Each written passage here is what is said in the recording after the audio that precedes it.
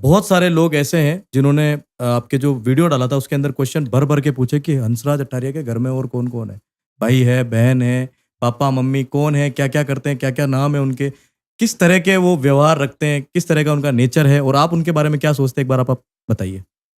देखो, मैं शुरुआत से करूँ तो मैं प्रॉपर नागौर से हूँ।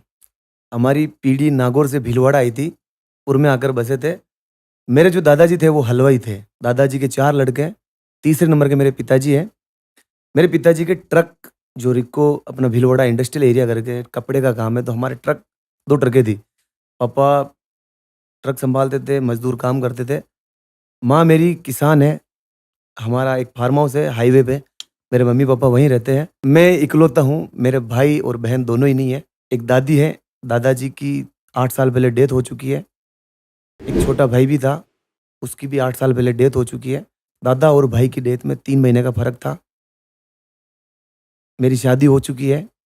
चित्तौड़गढ़ में बेगू के पास पारसोली गाँव में मेरा ससुराल है और मेरा एक लड़का है 3 साल का, हन्नू। आइडल यानी कि आदर्श। तो हंसराज अट्ठारिया आदर्श किसको मानते हैं, क्यों मानते हैं, कारण भी देना। देखो, मेरे आदर्श हैं भगवान श्री देव नारायण और तेजा जी महाराज। देखो, बात ऐसी है कि मेरे घर के जस्ट सामने तेजा जी का मंदिर है और घर के पीछे देव नारायण जी का मंदिर है। तो बचपन से, जैसे बचपन में एक बच्चा होता है जो उसको प्रसाद या मीठा खाना बहुत पसंद होता है, तो हमारे भगवान के सामने पीछे और आगे आरती होती थी, तो हम प्रसाद खाते रहते थे। तो ऐसे में मेरी दादी से मम्मी से पूछता रहता था कि ये कौन है, ये क्या करते थे। तो बचपन से उन्होंने उस भगवान देवनारायण और तेजा जी का जो मुझे किरदार बताया, तो मेरे मन में उन्हीं के लिए बार बार थॉट्स उठते रहते थे कि यार ये भगवान कैसे बने, इन्होंने क्या किया। तो वो बताते वैसे थे। मैं आपकी बात को बीच में रोकता हूँ। तेजा जी और देवनारायण जो कि हमारे लोक देवता है, पूरे राजस्थान में पूजे जाने वाले, राजस्थान की हर एक सिटी में इनको ज़्यादातर जो जाट गुजर और वैसे तो सारी जाति पूजती है, पर मुख्यतः ये जाति पूजती है। तो बाहर के जो काफ़ी मेरे दोस्त भी पूछते हैं हरियाणा वगैरह से, यार ये देवनारायण कौन से भगवान है या तेजा जी कौन से भगवान है। तो मैं उन लोगों को क्लियर कर देना चाहता हूँ कि हमारे यहाँ के प्रमुख या फिर यूं कहें लोक देवता है ये दोनों। ऐसे बहुत सारे हैं पर ये मुख्य है। हाँ, सही बात है, लोक देवता माना जाता है, लेकिन तेजा जी महाराज और देवनारायण जी भी विष्णु के अवतार हैं।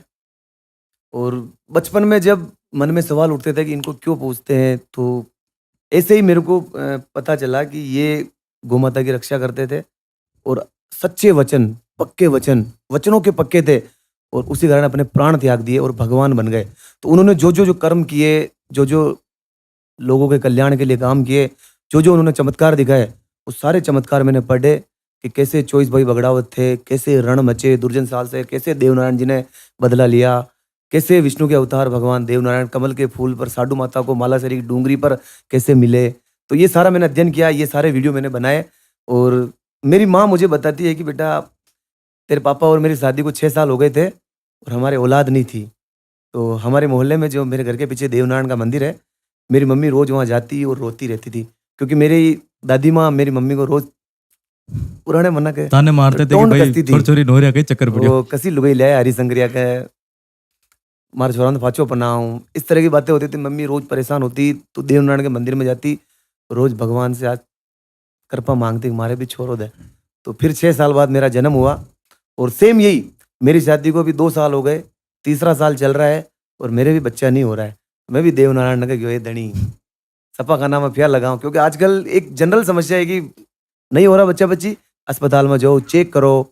तो सेम यही कि अस्पताल में चेक कराने भी आया था मैं मेरी वाइफ को। तो उस दिन हमारे रामलाल जी जाट साहब है, मंत्री साहब, उन्होंने करेड़ा में कोई कैंप लगा रखा था।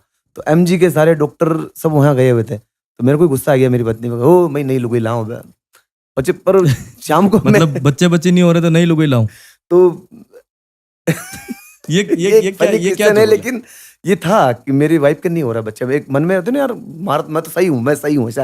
हम्म। तो क्योंकि मैंने मेरा चेकअप कराया था, भगवान की कृपा सब सही था।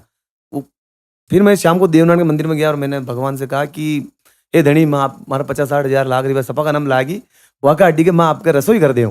तो दोस्तों सच में अगले महीने मेरी वाइफ प्रेग्नेंट हो गई। बनका खेड़ा में एक मोचड़िया मंड नाम से देवनारायण का मंदिर है।